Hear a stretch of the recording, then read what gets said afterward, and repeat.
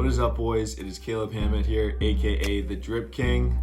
You guys have been absolutely blowing up all my platforms lately, so I really appreciate it. We just hit 4K on YouTube, which is absolutely absurd. Today I decided I was going to do a really special video for you guys. This video means a lot to me, and I think now that I have a little bit of a following on here, this is a good time to talk about this. I'm going to be talking about my full lacrosse story.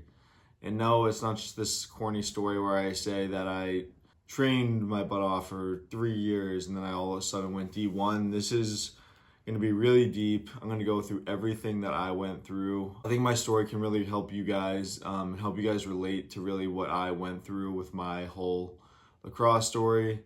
It definitely is not your traditional story that you hear from a lot of guys that play in college, so I thought I would share it with you guys. I'm going to start all the way from the bottom, go through every moment throughout the whole entire process. I'll try and keep this as interesting as I can, and I really hope this video helps some of you guys out.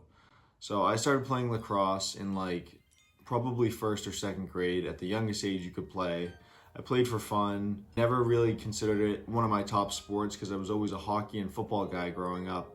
I played club hockey and I played for a really good football team, and that was it. Those were my main sports. I would play lacrosse, just that during that one season I wouldn't pick up my stick the whole year besides that. And I do remember growing up, I was pretty good at lacrosse, believe it or not, compared to the other two sports that I had played. And it wasn't until 5th grade that I decided to drop hockey because it was too much of a commitment with football.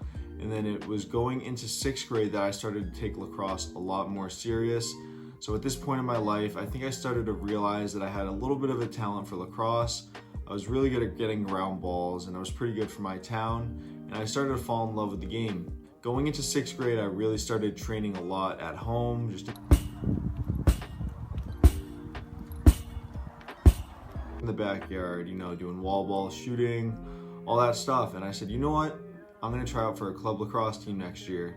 And two of my other buddies that were two of the better kids on my Hanover team, which was my high school, public high school in Mass, we decided that all three of us were gonna go out and try out for Boston, Massachusetts. So all three of us went down to the tryout together. This was going into 6th grade. Down to the tryout, I remember driving down there with them three, and I just remember going through the tryout. I think it was 1 or 2 days. I can't remember exactly what it was, but went through it, and this was the first round of tryouts. So in order to get to callback tryouts, you needed to get an email saying that you were selected out of that group to go to the next tryout. And this next tryout consisted of the kids that were on the team from previous years. And both of my friends both got called back to that tryout. And I did not make it even to the callback tryouts. This was a very, very tough time for me because 2 friends had made it to the callbacks and I was just sitting at home and I was like, wow, I must really suck at lacrosse. And neither of them ended up making the team just because of how competitive it was. But that year I was like, you know what? I'm gonna find a team to play for. So there was this local team called Hawks Lacrosse. It was like 10 minutes from my house. And I went to play for them. Had a lot of success on their team. I was an attackman at this time. I was really enjoying it in general, but I really wasn't satisfied. I wanted to play for the highest level team. I wanted to play for the best club. And something about not making that team just did not sit right with me. I played that whole year for them and I trained so hard. I got my stick skills better. I got my shooting better. I got everything I could possibly work on better. So after that year of playing Hawks, as much as the program did for me in that 1 year, I decided, you know what? I've improved. I'm gonna go back to Massachusetts tryouts and I'm gonna make it this time. So I go back to Massachusetts tryouts. I go back to the first round of tryouts. I play pretty good and I make it to the callbacks. So this was already progress from last time, but trust me, I was not satisfied by any means at this point because for me, it was pretty much make the team or it was a bust. But I ended up making Massachusetts. But the thing with Massachusetts is there's 4 teams. There's the top team, the team right below the top team, and the 2 bottom teams. And I was on the absolute bottom, which this was progress from the year before, obviously, because I hadn't made it, but I really still was not even close to satisfied. I played the whole entire summer with Massachusetts, and there was another callback at the end of the summer. At this point, I was trying out again, and I was nervous. I was like, wow, am I really gonna make it for 1 season and not make it again? Go through it, and I didn't make the team. Now, this was probably the hardest or one of the hardest moments in my lacrosse career. This was just a huge step backwards, and I honestly at this point was considering completely quitting lacrosse as a whole. maybe this sport's not meant for me. Maybe I'm just not talented enough and all these kids are. Maybe it's too late to get into it. I decided there was two ways to go. I could keep playing or I could not. And I decided that I was gonna keep playing, but I wasn't gonna just keep playing as an attackman. I decided that I was gonna completely switch my position. Those of you who haven't heard the story, the reason I decided to choose switching positions was after I got cut from Massachusetts, I was at some showcase that I signed up for. I remember standing down on attack. I hadn't really scored any goals or really done anything this whole tournament. This game play out, and I vividly remember watching this one kid play. He was number 99. He was winning every face-off cleanly, going forward, backwards, right, left. And I literally was like mesmerized by it. I couldn't believe how cool the position was, how cool it looked to be dominant like that. And I was watching it and I was standing there and I was like, you know what? I might become a face-off guy. The day after this, went to the lacrosse store and I bought a Tribe 7, which no one uses those anymore. It's one of the face-off heads back in the day. I think it was the only one I really knew of. I started doing some face-offs. Ended up being the face-off guy / midi / attack for my town. But I still had no idea what I was doing. I didn't really have any technique with it. I was just kind of going down, just trying to face off. Where my life completely changed, this one thing. So the face-off guy from my high school, he was going to a D3 school. He was a really good player, like all scholastic, everything. This was 8th grade. My coach for youth decided to send 4 of our best guys to go do a training session with him at the high school. None of us were face-off guys, really. I knew what we were doing. And we were working with him. And he was teaching us how to go down in our stance, how to take clamps, how to take lives. I don't know what it was, but I was literally so fascinated and just in love with the position. To the point where I was like, you know what, I'm gonna really start taking this seriously. I talked to Luke, he was the guy from the high school that just had taught us how to face off. And I was like, can you train me? And he was like, absolutely. So I started meeting with him 2, 3, 4 times a week. He was teaching me how to do everything to do with face-offs. And it got to the point where I was exceeding more and more and more to where he started taking face-offs with me.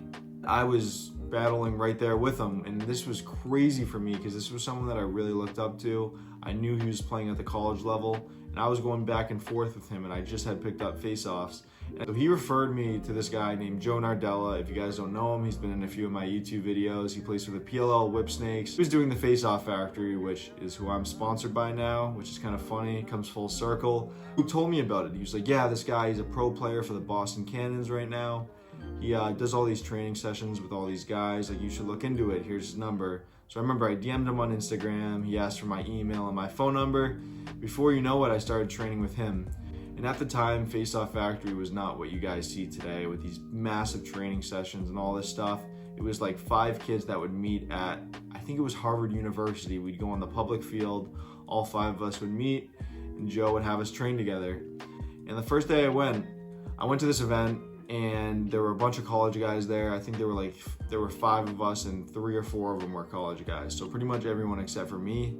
And Joe was teaching me like stuff that I had never known anything about with face-offs. And I was getting better and better and better and better, like rapidly in this one session. Joe even said to me, he's like, wow, you picked this up really, really fast. And honestly, I don't know what it was, but I was just so passionate about this session. And I was so motivated from what had happened with that last club team. Long story short, I was training with Joe and Luke nonstop the whole entire year of my 8th grade. Almost every single day, and I was improving so rapidly. This is where it comes to my 8th grade summer, and this is where everything changes. You know what? I'm gonna try out for 2 lacrosse teams this summer. 3D New England, which is one of the best teams in the area, and Boston, Massachusetts, which is the best team in the area. I go to the 3D tryouts, I go down there, and I play really, really well. And I think at this point, I was like, oh my God, I'm actually like pretty good at the position now. I end up getting an email like a week later, and it's, you made the team, we want you on our top team, blah, blah, blah, blah, blah. I still have my Massachusetts tryouts. So I go to Massachusetts and I go to the opening tryouts, I do really well, and then I go to the callback tryouts. And at this point, it was me versus 4 guys that were already on Massachusetts teams. I was the only new guy that had made it to the callbacks. I remember we did a face-off tournament. This was with the guy in the top team, the guy right below the top team, and even the other 2 guys. So it was like 5 of us. Remember, I just played so well, won the competition, and I was ecstatic. I was like, you know what? I don't want to make the bottom team. I want to be on the best team here. Up scrimmaging, I played really, really well in the scrimmages. I played really good against the guy on the top team. And you know it, the coaches were coming up to me after the tryout saying, Caleb, we want you to play for us. Like, since when were you a face-off guy? Like, where did you come from? I told them I was deciding between 3D and Massachusetts, and they were really, really trying to get me to come play for them. Funny how this works. A couple of years ago, I was trying out as an attackman. I didn't even make it to the callback tryouts. I was completely cut. I was about to quit. And now I have the coaches trying to convince me to play for them. Honestly, the only thing I can owe this to is just the hard work I put in myself. But this was just the beginning of the journey. I was going to play for Massachusetts, which was literally the best decision of my life. When I was like, you know what? I made the best team. This is awesome. I'm probably not going to do really well in these tournaments because the talent's going to be so much better than what I was used to. So I go to my first few club tournaments. This was the fall of my freshman year. And let me tell you, it did not go great. These kids were absolute studs. I had maybe a couple games that I did really well, but they were against kids that literally didn't know how to face off. But I had multiple games against kids that were committed D1 that I went maybe 20% in. 3 fall tournaments in my freshman year. As I've seen like a good amount of kids committing at this point. There were probably 3 or 4 kids on my team that had already committed. And this was before they made the rule change where you commit as young as you wanted. And I had really no schools looking at me at this point, at least the first few weeks after these tournaments. And then I remember sitting in science class. I can't remember the teacher's name, but I remember the exact moment this happened. I was sitting at the table in the back corner of the room, and my mom texted me and she goes, "Oh my God, your club coach just texted you. You have a college school that wants you to come for a visit." And this was like a very prestigious school, and I literally couldn't believe it. I went to the bathroom. I was like, "On a visit? What do you mean?" They're like, "Yeah, they loved how you played. Like, they wanted to have you come up one-on-one and visit." I was like, okay. Like, I honestly, I think at this point, I was like, wow, this is just surreal. None of this is real. So I go down to the school. I go through my full visit. I absolutely fall in love with the school. I'm a 16-year-old at the time. And then 2 weeks later, I get a phone call saying, like, "Oh, how was your visit? Blah, blah, blah." We talked for a while, and at this point, I was like, yeah, they're not going to offer me, but it's just crazy that I even got to go on a visit. And at the end of the call, he goes, "Well, Caleb, I want to let you know that we have a spot for you on this team." And this was like the craziest moment of my life. I was so excited. I was jumping up and down. I like thanked him for the offer, everything. Got off the phone, went downstairs, talked to my parents for literally 5 minutes, and I was like, I'm committing. So I committed right on the spot. At the moment, I was so excited, and I thought this was like the best decision I ever made. But you'll see down the road why maybe it wasn't, or at least the smartest decision that I made. So I commit to a D1 school in December, and then January we have tryouts for the high school. And there's a couple other face-off guys. There's a guy that's a senior, and there's another guy that was a year older than me who had just transferred from a private school. So I had some competition, but I ended up winning the varsity spot. I had a really good freshman year. I think I was first team All-State, but none of this was, the only reason any of this was happening was because of what I had went through the past few years. Tell me 2 years previous that I would have been first team All-State as a freshman in high school. And not only that, been committed to a D1 school, I would have told you you were out of your mind or just dreaming, because there was no way. I had just got cut from a club team as an attackman. How would I be going D1 as a FOGO just 2 years later? I trained really hard. I got back, I played fall ball. I had a pretty good fall, honestly. Lacrosse was going well. And then this is where the injury started. I getting shin splints, and I was like, all right, that's weird. Like, whatever, I'll keep playing on it. And then before you know it, it turned into a stress fracture in your leg, and I missed my whole sophomore season. And this was really hard for me because not being able to play my sophomore season of lacrosse, sitting out, this was really just hard all around. And I can't lie to you, this was a low point for me in lacrosse because I stopped training. I was not training much. I gained some weight. It just all around was not a good time for me. Going into my junior year, I was committed to this one school, and before the season, I just knew the school I was committed to was not the right fit for me. It had been so long since I had committed there, and I was so young when I made that decision, so I decided to decommit. And thankfully UMass took a chance on me. They were one of the few schools that took a chance on me when I decommitted, and I'm so glad that they did. So I committed to UMass right before my junior season, and going into my junior year, I really decided to turn things around after like the really low point that I had went through. So I started training all the time. I got my technique down, I felt great. My junior season, I had by far the best season of my life. And I was so excited for this because I had just went through that bad injury. I had been back. And this year we had made it to the South Sectional Finals. So we had a really big game, and right at the beginning of the game, I suffered a pretty bad injury, but I kept playing through it the whole game and went to the hospital after the game because I was in so much pain. And I found out I had season-ending surgery again. So this was really hard for me because I had just came back. I got my technique perfect. I had a great season. I had a bunch of club coming up in the summer, and I had to miss all of it because I was injured again. So this was really hard for me, but guys, I will say this for a fact. This will end up being one of the biggest low points I've ever had because I could hardly do any type of physical activity for months and months and months. That I put on like 20 pounds. I got up to almost 210 pounds at this point, which was really, really bad. And this was going into my senior year. And leading up to the season, I was heavy. My face-off skill was pretty good, but I was really heavy. It was not healthy, the weight I was at. And I was really excited for my senior season. I was all ready to play, and the pandemic canceled my season. So at this point, I was like, wow, the next time I play lacrosse is gonna be at UMass Amherst. And then, so at this point, going into my senior year, I knew that now that my season was canceled, the next time I was gonna play lacrosse was gonna be at UMass, which was absolutely crazy. And there was so much free time in this pandemic so that I was like, you know what? I'm gonna start training all the time face-offs. I'm gonna lose weight. I'm gonna completely transform myself before UMass. So I started training with this one kid, which you guys have seen in the videos, Connor. He's the Holy Cross kid. I started training with him all the time because he was really, really, really good, and he still is to this day. And he was kicking my butt at first, and I slowly started getting better and better and better just from going against him. So if you guys want some advice that I will tell you is, if you're gonna train with people who are better than you, because those are the people that are gonna push you to be your best self. So I was training with Connor all the time. I was literally doing everything I could to lose weight. I was counting my calories, I was doing cardio, I was having trouble sleeping at night just because I was so used to eating so much. And I went from 210 pounds all the way down to 180 pounds. I got to a really healthy. I went into UMass my freshman fall in the best shape of my life, physically, mentally, lacrosse-wise, everything. I had a really good fall ball.